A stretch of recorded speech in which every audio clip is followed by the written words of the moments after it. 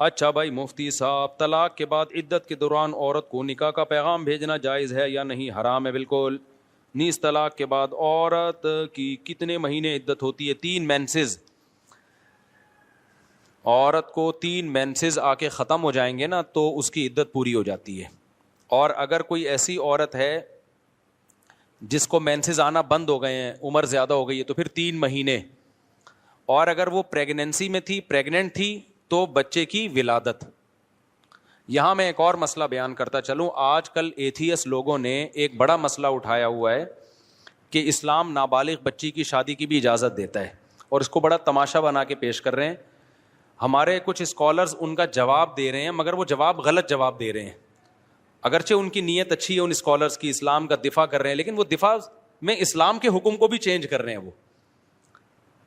اور ایک مشہور جہلم کے صاحب ہیں، وہ بیچاروں کو قرآن کا پتہ وتا ہے نہیں، انہوں نے ترجمہ ہی غلط کر دیا قرآن کی آیت کا.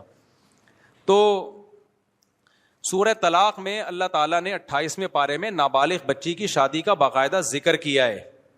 واللائی یئسن من المحیض من نسائکم ان ارتبتم فعدتہن 3 اشہر واللائی لم یحضن. اللہ فرماتے ہیں جو عورتیں جن کو حیض آنا بند ہو گیا ہو، ان ارتبتم، اگر تم شک میں ہو. وہ جہلم والی سرکار نے ارتبتم ہی کو غلط مطلب کر دیا اس کا. اگر تم شک میں ہو کہ ان کی عدت کیسے پوری ہوگی، تو اللہ کہتے ہیں 3 مہینے ہیں. واللائی لم یحضن. اسی طرح جن عورتوں کو ابھی تک حیض آیا ہی نہیں ہے ان کی عدت بھی کتنی ہے؟ 3 مہینے. تو جن کو حیض آنا شروع ہی نہیں ہوتا وہ نابالغ ہی ہوتی ہیں اور کچھ اور نہیں ہوتی. تو یہ کوئی فقہ حنفی کا نہیں ہے، یہ چاروں اماموں کی یہی رائے ہے اس بارے میں. چاروں اماموں کا اتفاق ہے کہ نابالغ بچی کی اگر شادی ہوئی تو ہو جائے گی. سمجھ میں آ رہی ہے بات کہ نہیں آ رہی؟ تو آپ ملحدین کو جواب دینے کا وہ طریقہ اختیار نہ کریں جس سے اسلام ہی کی لمٹ کراس کر دیں آپ. اس کی بالکل ایسے مثال ہے، یعنی جن لوگوں نے ملحدین کو جواب دے رہے ہیں نا، کہہ رہے ہیں نہیں یہ اس سے نابالغ بچی مراد نہیں ہے، اس سے تو وہ بالغ ہے جس کو ابھی حیض آنا شروع ہی نہیں ہوا ہو. ایسا نہیں ہے، اس سے وہ بچی مراد ہے جس کو ابھی حیض آنا شروع نہیں ہوا. باقی سے اعتراض کا جواب کیا ہے وہ میں ابھی دیتا ہوں. بہت آسان جواب ہے اس کا، اتنی زیادہ راکٹ سائنس نہیں ہے اس کے جواب میں. وہ جواب میں ابھی دیتا ہوں آپ کو. یہ بالکل ایسا ہی ہے جیسے جب غیر مسلموں نے اسلام پہ اعتراض کیا نا، 4 بیویاں اسلام میں اجازت ہے، تو بعض اسکالر نے، غامدی صاحب نے کیا کیا، ایکچولی کر کے اس 4 بیویوں کا ہی بیڑا غرق کر دیا. ایکچولی وہ تو اس وقت اجازت دی گئی تھی جب مرد بہت جنگوں میں تھوڑے رہ جاتے تھے، عورتیں بہت ہوتی تھی خاص اسپیسیفک صورتوں میں، ادروائز یہ کوئی قابل تعریف نہیں ہے. حالانکہ یہ جواب غلط ہے.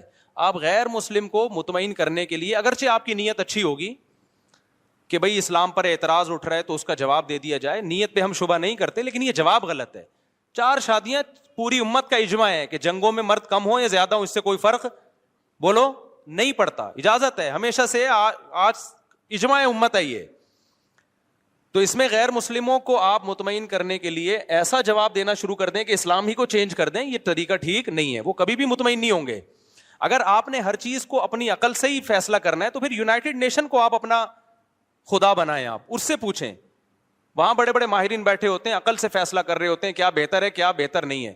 جب وحی کی تعلیمات سامنے آتی ہیں تو کچھ چیزیں تو ایسی ہوں گی جو آپ کی عقل کے مطابق ہوں گی، کچھ چیزیں ایسی ہوں گی جو آپ کی عقل کو سمجھ میں نہیں آ رہی ہوں گی. وہاں آپ کو اللہ کے سامنے ہتھیار ڈالنے پڑیں گے. اگر سب کچھ عقل سے ہی پوچھنا ہے تو اللہ رسول کی آپ کو پھر ضرورت کیا ہے؟ میں سمجھا پا رہا ہوں اپنی بات؟ پھر تو ہومو سیکسولیٹی کو بھی عقل سے آپ کیسے غلط ثابت کرو گے؟